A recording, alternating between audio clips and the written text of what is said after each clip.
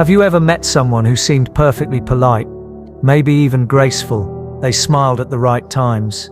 They held doors open. They asked how your day was going, and even remembered little details about your life. But when you walked away from them, something just didn't feel right. It was almost like you had just been around someone too perfect, so smooth, so composed that it didn't seem real. You couldn't explain it, but your instincts kept whispering, "There's something off here." That right there is the beginning of one of the most subtle and dangerous forms of psychological manipulation, and it's something Carl Jung warned us about long before modern psychology ever put a name to it. See, Jung believed that danger doesn't always come crashing through your life in the form of loud arguments or obvious abuse.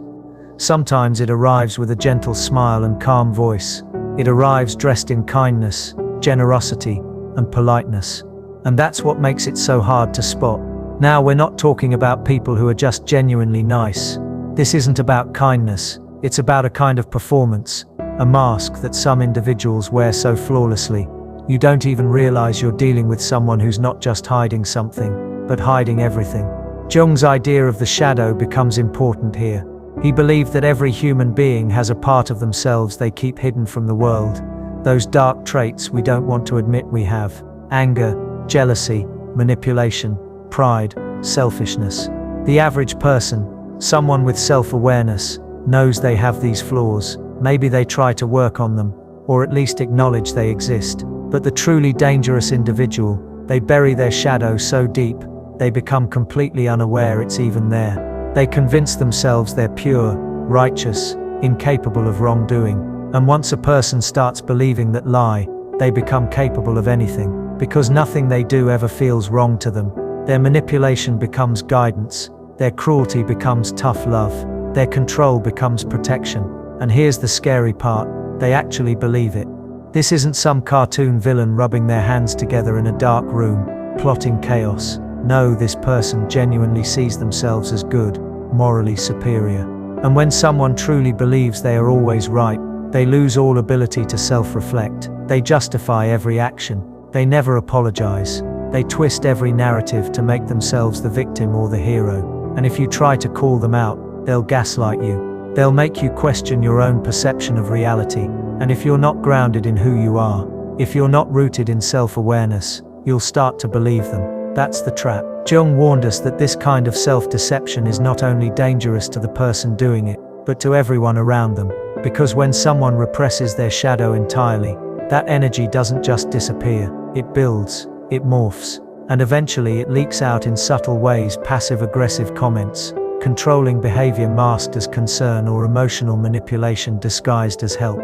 You'll start to notice that you feel drained after talking to them, or that you're always second-guessing yourself, or that you feel like you're walking on eggshells, even though they never raise their voice. That's not coincidence. That's the impact of being around someone who has refused to face their inner darkness, and instead projects it onto you. Now, I know what you might be thinking, but they seem so nice. Exactly. That's what makes them dangerous. The true threat isn't the person yelling at you. It's the one smiling while quietly dismantling your confidence. It's the one who never takes accountability, because in their mind they've done nothing wrong. Jung called this the illusion of moral superiority, and it's one of the most deceptive forms of shadow repression, because when you believe you are above wrongdoing, you stop checking yourself, you stop listening, you stop growing, and worst of all, you start harming others without ever realizing it. So if you've ever had that uneasy feeling around someone who seems just a little too perfect, don't ignore it. That's your intuition catching what your mind hasn't processed yet. The charm, the composure, the calmness, it might not be real, it might be a mask. And masks, no matter how convincing, always crack eventually.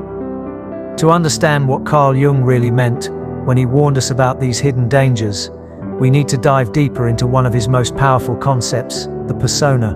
Now, the persona isn't fake in the way we usually think of fakeness. It's not just someone pretending or putting on a show to deceive.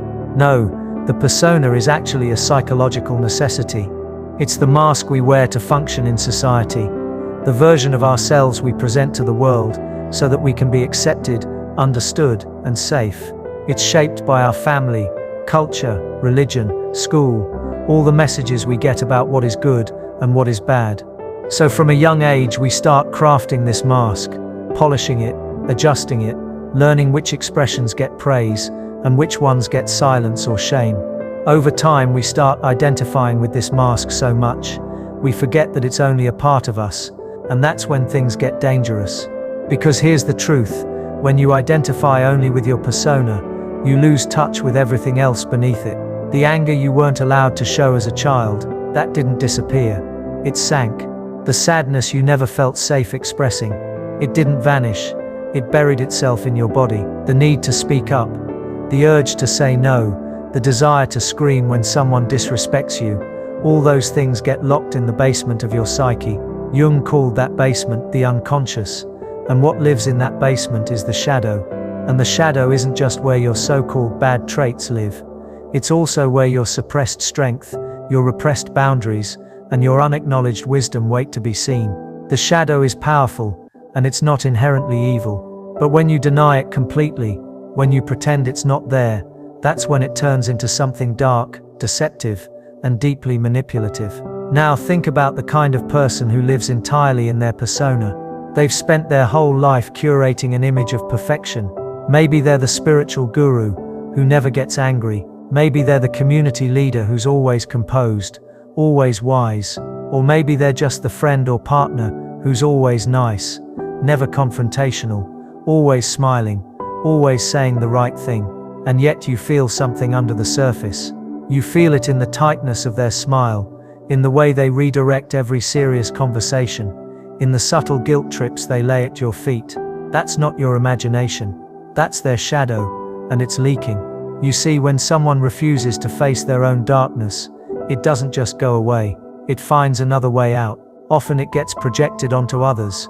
That's when you see the spiritual person who lectures everyone else about ego, while secretly chasing fame. Or the nice guy who quietly resents women and manipulates them with guilt. Or the selfless mother who shames her children for having needs of their own. These people don't realize they're doing it. That's what makes it so insidious. In their mind, they're helping, guiding, loving, but in reality they're controlling, shaming, and suffocating the people around them, all while believing they're doing everything right. Jung was crystal clear about this.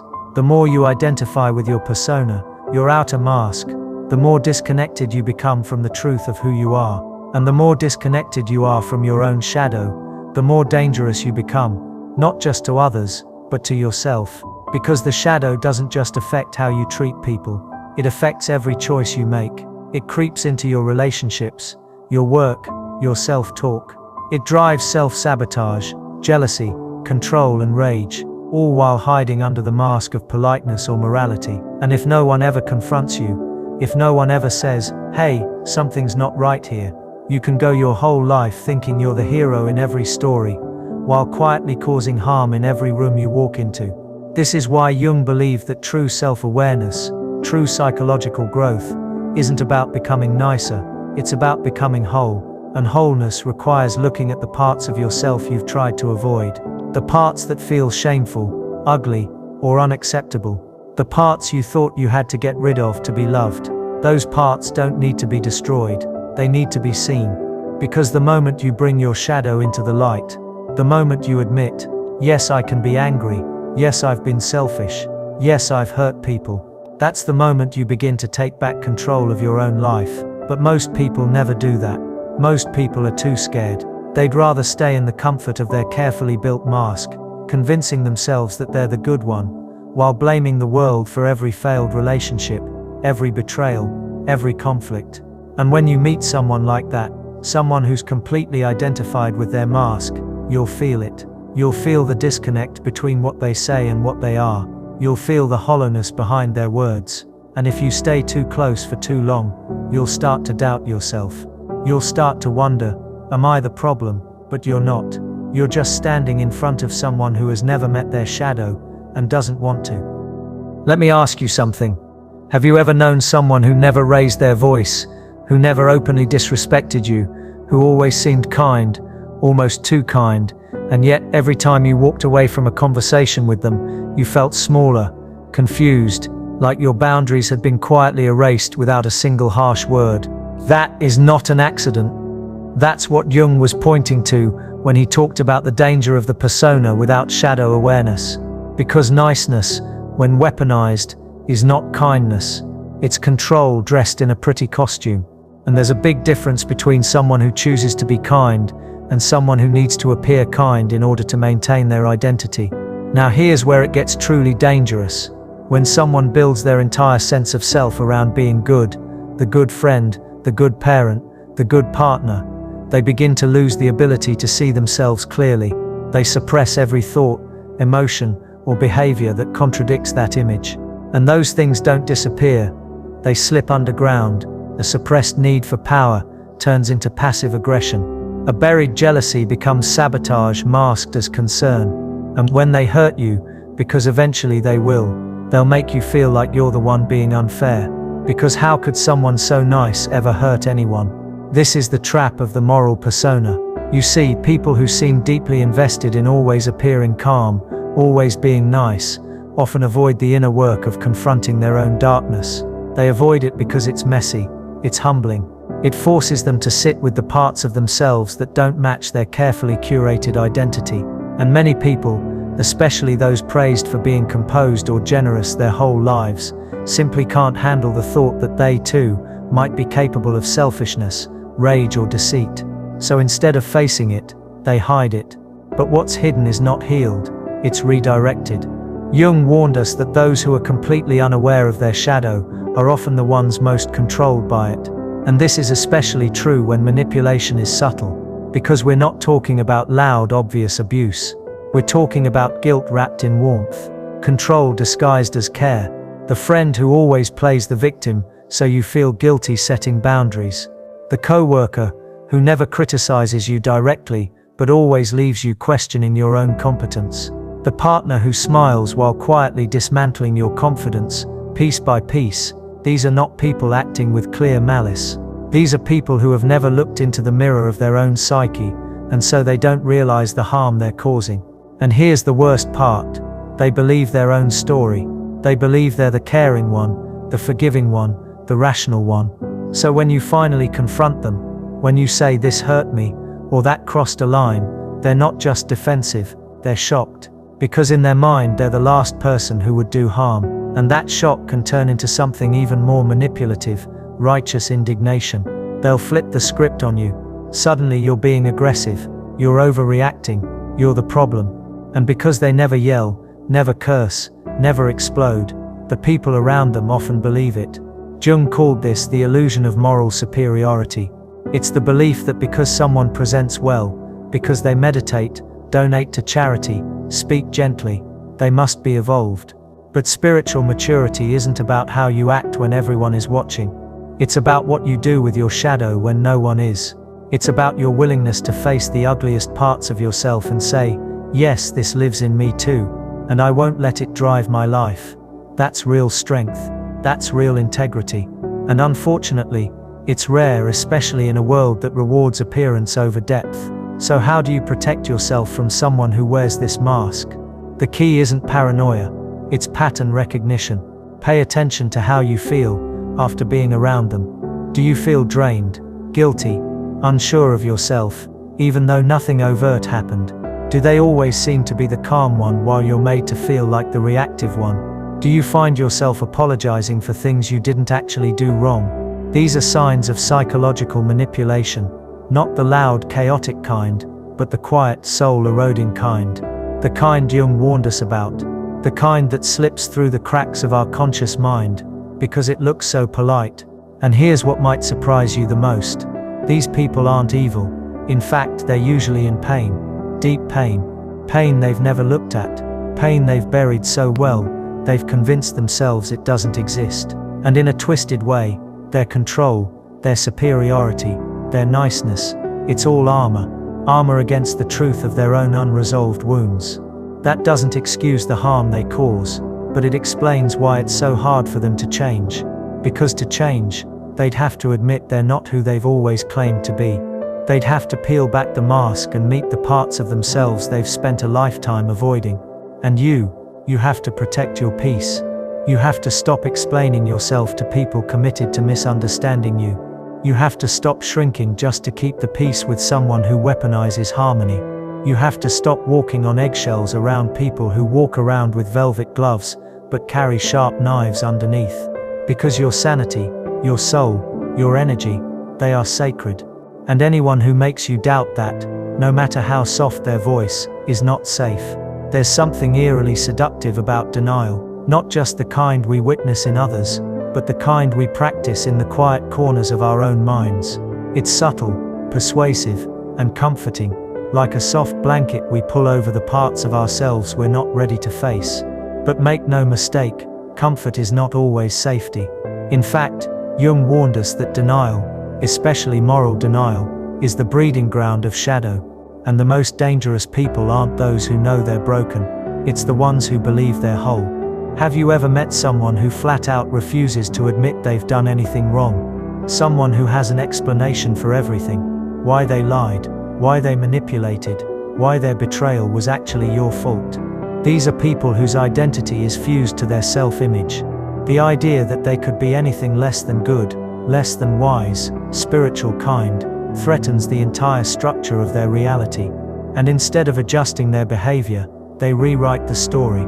They twist facts. They recast themselves as the misunderstood victim, the unsung hero. They have to, because if they ever stop pretending, even for a moment, they'd have to confront a terrifying truth, that beneath the surface, they are capable of the very things they judge in others. Jung believed that what we refuse to acknowledge in ourselves doesn't disappear, it becomes fate. That means the unexamined shadow will leak into our relationships, sabotage our success, corrupt our love. And the person who says, "I would never do something like that," that's the person you need to watch the most carefully. Because if they've never looked at the part of themselves that could betray, could deceive, could destroy, then they have no idea what that part is capable of. And that ignorance is not innocence, it's danger in disguise.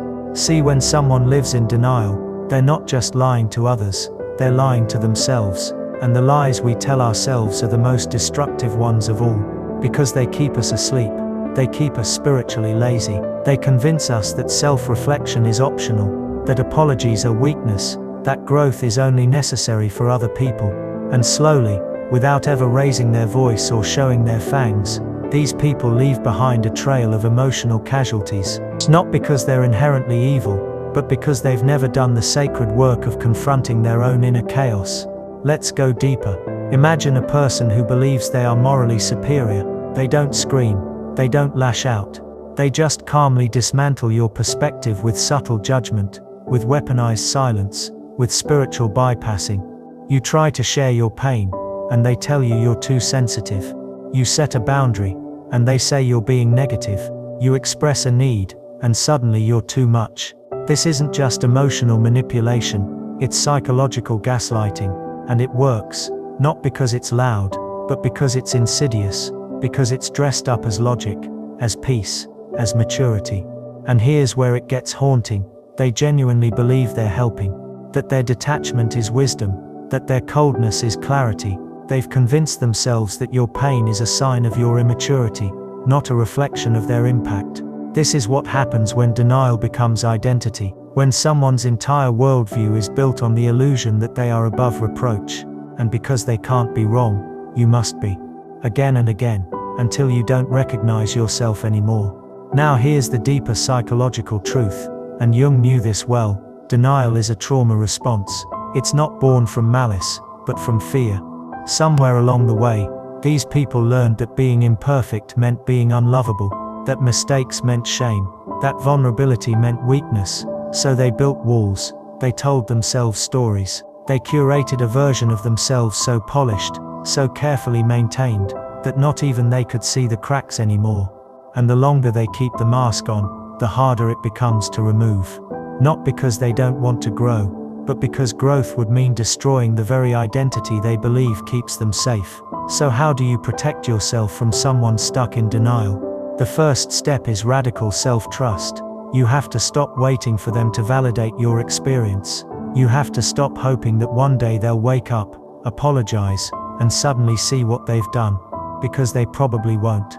Not until they choose to face their own shadow, and that is a journey most people avoid their entire lives. You cannot force someone into awareness. You can only choose whether you're willing to bleed for someone who insists they're not holding the knife. Jung said, Until you make the unconscious conscious, it will direct your life, and you will call it fate. That means your healing depends on your ability to recognize manipulation, not just when it's loud and violent, but when it's quiet and nice, when it's wrapped in spiritual language or emotional calm, when it comes with a smile instead of a scream. And once you see it, truly see it, your soul will no longer allow you to pretend it's not there. The illusion will shatter, and in that shattering, you'll find your freedom. This isn't about blaming, it's about understanding. It's about realizing that denial, unchecked, becomes a prison, not just for the person who lives in it, but for everyone around them. And while you may love them, while you may want to save them, you cannot sacrifice your sanity on the altar of their illusion. You are not here to convince someone of your worth. You are not here to be their emotional punching bag. You are not here to be the mirror they refuse to look into. You are here to grow, to heal, to evolve. And sometimes that means walking away from the people who refuse to do the same. So when you find yourself questioning your own reality, when you feel unseen, unheard, unloved by someone who swears they care, ask yourself this: are they really kind, or are they just comfortable? Because true kindness requires courage. The courage to admit when we're wrong, the courage to face our flaws, the courage to grow. And without that courage, even the nicest person can become the most dangerous one in your life. There's a certain kind of person who walks through life wearing what I call the mask of goodness. They're polite, they're composed, they say all the right things and never raise their voice. They smile when you speak, and they seem to always take the high road. On the surface, they are what society teaches us to admire: reasonable, respectful, refined. But underneath this perfectly polished exterior, something else is lurking. Something Jung warned us about: the predator that hides in moral perfection. The shadow that hides behind the mask of being good. Let's be very clear. Evil doesn't always show up in monstrous forms. It doesn't always kick down the door or scream in your face. Sometimes, evil whispers. Sometimes, it compliments you. Sometimes, it sits across from you at dinner and tells you how much it cares. Jung believed that the most dangerous individuals are often the ones who have completely suppressed their shadow, those who deny their own capacity for destruction. And when someone clings desperately to the image of being good, kind, or morally pure, that's when you need to start paying very close attention. Because people who are truly self-aware know they have a dark side, they've wrestled with it, they've sat with it, they don't pretend to be saints. And because of that, they're often more careful with others, more humble, more honest. But people who have buried their darkness so deep that they no longer see it, they become unpredictable. Not because they're intentionally malicious, but because they've cut themselves off from reality. They've created a psychological vacuum, a space where only their ego can survive. And in that vacuum, everyone else becomes either a worshipper or a threat. This is where the mask of goodness becomes a weapon. It's no longer about treating people with compassion. It's about being seen as someone who treats people with compassion. It's not about listening. It's about looking like the one who listens. The morality becomes performance. And here's the problem. When someone is acting out a role, they stop feeling their impact. They're so busy protecting their image that they lose connection with the very people they claim to love. And when you try to hold them accountable, they'll make you feel like you're the problem. Like you're the one who's ungrateful, oversensitive, or unstable. Let's slow this down for a second. Have you ever felt like you were being slowly erased by someone who never raised their voice? Like your emotions were quietly dismissed, your needs delicately minimized, your reality gently reshaped, until you weren't even sure if you were being hurt.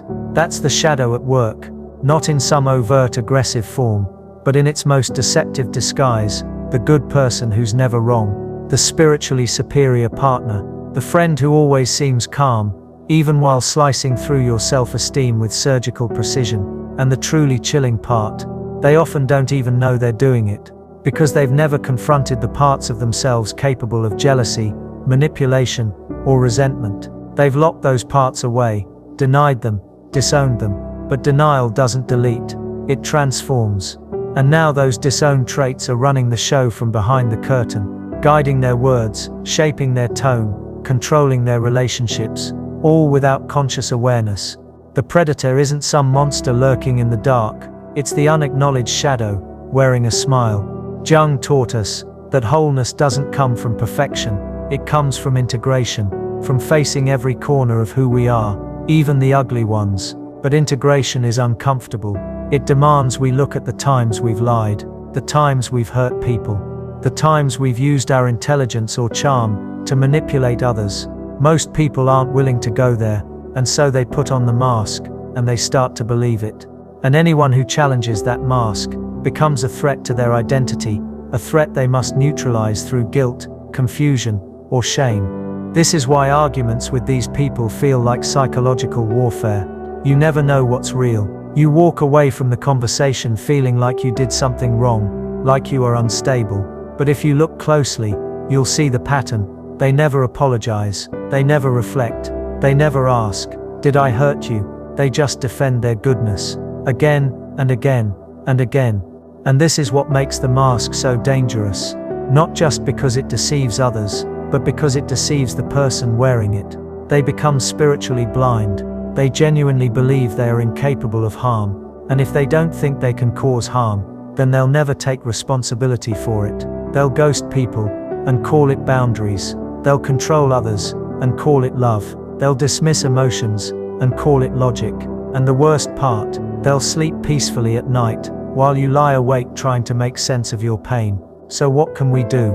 We start with ourselves. We take off our own masks. We examine our own shadow. We get radically honest about our own capacity to deceive, to manipulate, to hurt, not to shame ourselves, but to become more conscious. Because the moment we acknowledge our darkness, we stop projecting it onto others. We become safer, more trustworthy, more whole. And then we become better at recognizing the masks in others. We stop being fooled by charm. We stop mistaking calmness for kindness. We stop equating composure with emotional maturity. We learn to feel our bodies, that strange tightness in our chest, that unease in our gut, and we start listening to it. Because our nervous system often knows what our mind refuses to see, that something, someone, is not as they appear. Jung once said that you meet your destiny on the road you take to avoid it. And when it comes to shadow, that's exactly what happens. The more we avoid our darkness, the more power it gains, until one day, it's no longer hiding in the shadows. It's speaking through us, acting through us, damaging others in our name. And all the while, we tell ourselves we're just being good. So the next time someone tells you they're always kind, always spiritual, always calm, pause. Look beneath the mask. Ask yourself what they've never admitted, what part of themselves they've never dared to face. Because the truth is, real goodness doesn't need to advertise itself. Real kindness doesn't demand recognition. And real self-awareness doesn't come wrapped in perfection. It comes wrapped in humility. Let's dig deeper into this dynamic, because when it comes to relationships, we often fail to realize just how much our own self-deception plays a role.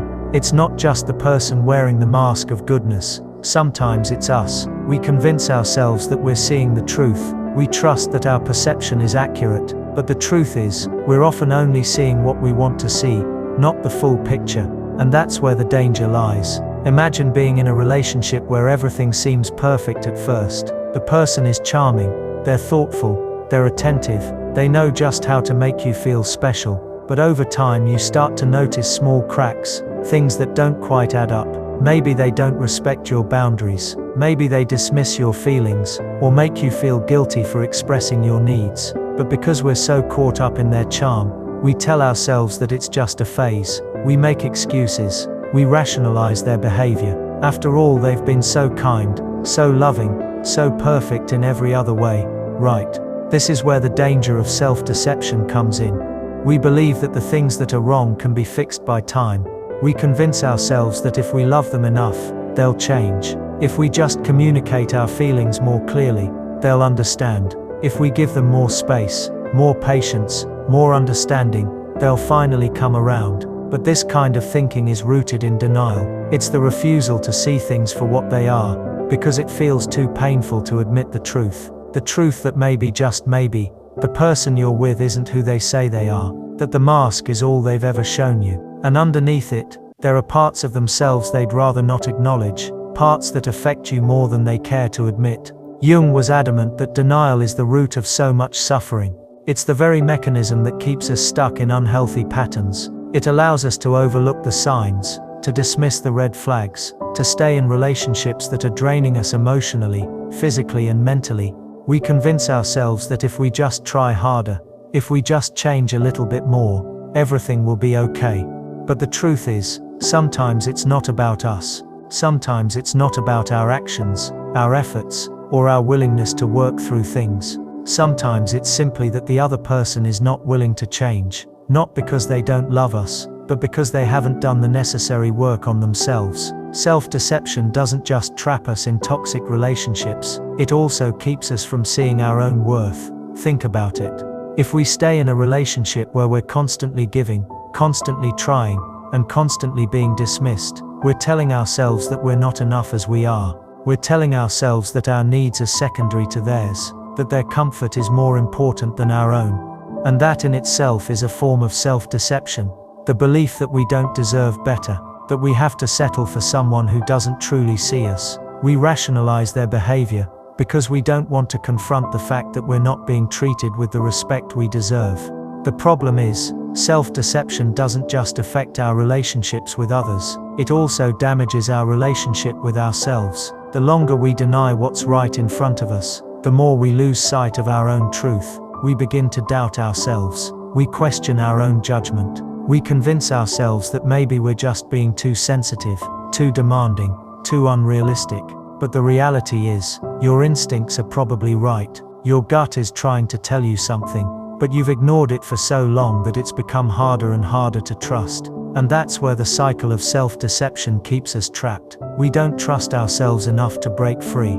So how do we break the cycle? The first step is awareness. We have to stop pretending that we don't see the warning signs. We have to stop making excuses for the other person's behavior. We have to face the uncomfortable truth that maybe the relationship isn't as healthy as we've convinced ourselves it is. But awareness is only the first step. Once we see the truth, we have to take action. We have to be willing to walk away from the things that no longer serve us. We have to trust that we are worthy of more than what we're getting, and that we deserve to be treated with respect, love and care. Breaking free from self-deception is difficult, it's painful, it's uncomfortable, but it's also liberating.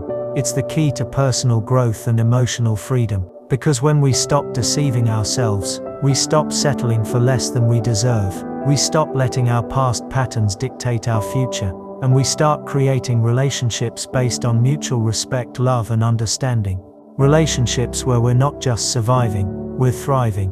Relationships where we don't have to hide parts of ourselves to make someone else comfortable, where we don't have to pretend that everything is okay when it's not. Ultimately, self-deception keeps us in a state of stagnation. It keeps us stuck in the same unhealthy cycles, unable to move forward or grow. But once we face the truth about ourselves, about the people around us, and about the relationships we're in, we can finally start to heal. We can start to make choices that honor our worth, and we can begin to attract people into our lives who value us for who we truly are, not for the version of ourselves we've been hiding behind. In the end, the key to navigating relationships and understanding the deeper layers of our psyche lies in the ability to confront the truth, both the truth about others and the truth about ourselves. The mask that we and others wear may appear perfect, even virtuous, but it's the hidden shadows within us that define our true character. Ignoring those shadows, pretending they don't exist, is what leads to toxicity, self-deception, and ultimately, emotional suffering. It's only by acknowledging our flaws, our hidden impulses, and the truths we've been avoiding that we can begin to heal. Just as Carl Jung emphasized, self-awareness is not just a luxury, it's a necessity for true growth. We can't allow ourselves to remain blind to our own capacity for both good and bad. The more we embrace both sides of ourselves, the more we can learn to lead with integrity, empathy, and authenticity. And when it comes to relationships, the same principle applies. We can't rely on the perfection of others to define our worth. Instead, we must be willing to stand in our own truth and trust that those who value us for who we truly are will naturally gravitate into our lives. In the end, the people we meet in life are mirrors of our own self-awareness. The ones who are conscious of their flaws and actively work to improve themselves are the ones we can trust to be real, honest, and loving. The ones who avoid confronting their shadow, on the other hand, are often the ones who will mislead, manipulate, and deceive, not just others, but themselves too.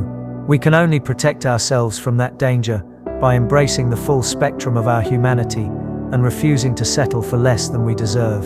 So, as you go forward, remember this: don't let anyone, not even yourself, convince you that you are anything less than enough. Know your worth, don't ignore the truth, embrace the shadow, face the discomfort, and allow yourself to step into the light of self-awareness and emotional freedom. Only then can you attract the healthy, fulfilling relationships you deserve. Stay true to who you are, and let the right people see your light. Only then will you be able to experience true, unconditional love and respect.